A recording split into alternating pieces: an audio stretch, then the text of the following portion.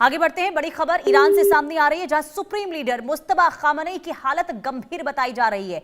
ये बड़ी खबर, तबीयत इतनी बिगड़ चुकी है कि कभी भी कुछ भी हो सकता है, ये दावा हो रहा है और सनसनीखेज दावा पेजेश्कियान की ओर से कहा गया है। प्रशासन के हवाले से ये दावा हो रहा है, सूत्रों के हवाले से ये बहुत बड़ी जानकारी। देखिए, अमेरिकी हमले में बुरी तरीके से घायल हुए थे मुस्तफा खामनेई और अब ये कहा जा रहा है कि उनकी स्थिति बहुत ज्यादा गंभीर है। और हमारे साथ रिटायर्ड कर्नल टीपी त्यागी सर जुड़ चुके हैं। बहुत स्वागत है सर इंडिया न्यूज पर। सर, ये मुस्तफा खामनेई की हालत बहुत ज्यादा गंभीर बताई जा रही है। हालांकि अभी तक औपचारिक तौर पर जानकारी नहीं है, दावा हो रहा है, लेकिन वाकई में अगर ये स्थिति बनती है तो फिर अब आगे ईरान की स्थिति क्या देख पा रहे हैं? अगर कुछ अनहोनी हो गई तो फिर क्या हो सकता है ईरान में? सर देखिए, अगर खामेनेई की डेथ हो जाती है, विच इज लाइकली, मैं लाइकली क्यों कह रहा हूँ, क्योंकि जब 28 फरवरी को अटैक हुआ था तो उसमें जब खामेनेई यानी कि इनके पिताजी और 40 और कमांडर मारे गए थे, उसमें ये भी जख्मी हुए थे और तब से लेके आज तक ये पब्लिक के सामने नहीं आए। बताया जाता है कि इनके हाथ और पैर कट चुके हैं और इनका मुंह बुरी तरह से खराब हो चुका है, जो देखने लायक नहीं है। यही कारण है कि एक दिन पहले जब इन्होंने पेजेश्कियान से मुलाकात की पहली बार कार की पिछली सीट पर बैठकर, तो बीच में एक पर्दा लगा दिया गया ताकि इनका मुंह उन्हें दिखाई ना दे। लिहाजा इनकी हालत तो खराब है, ये तो माना जा सकता है।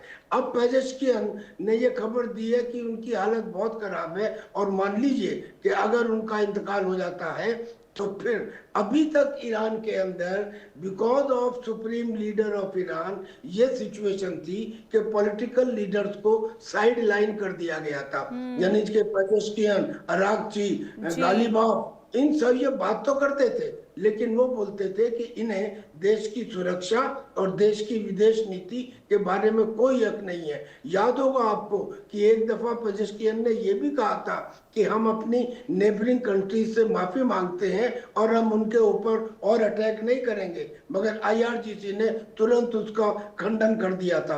अब इनकी बात के बाद में अगर ये जो मॉडरेट हैं, जो पॉलिटिकल लीडर्स हैं, जो चीजों को समझते हैं, इनकी अगर बात चलती है तो ईरान को शायद उस स्थिति से निकाला जा सकता है जो आज है। असलियत यह है कि ईरान 2 वक्त की रोटी के लिए भी मोहताज है। ईरान की जो इन्फ्लेशन है वो 80% से ज्यादा बढ़ चुका है and it is all because of IRGC, because IRGC militant है और उसके जो वाहिदी हैं वो इन मुस्तफा खामेनेई के नाम में अब तक अपने आप को सबसे ज्यादा ताकतवर आदमी साबित कर रहे थे और वो स्टेट ऑफ हॉर्मुज को खुलने ना देने में सबसे ज्यादा रोल उस मेजर जनरल वाहिदी का ही है। मैं समझता हूं कि this will bring a better day for Iran if it happens. बिल्कुल बिल्कुल, अब ऐसे में देखना यही होगा। देखिए, हालांकि दावे तो ये भी होते रहे हैं और अभी भी ये कहा जा रहा है कि कहीं ऐसा तो नहीं है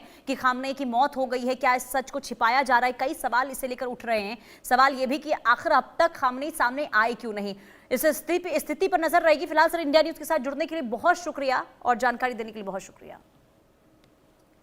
और रुकते एक छोटे से ब्रेक के लिए।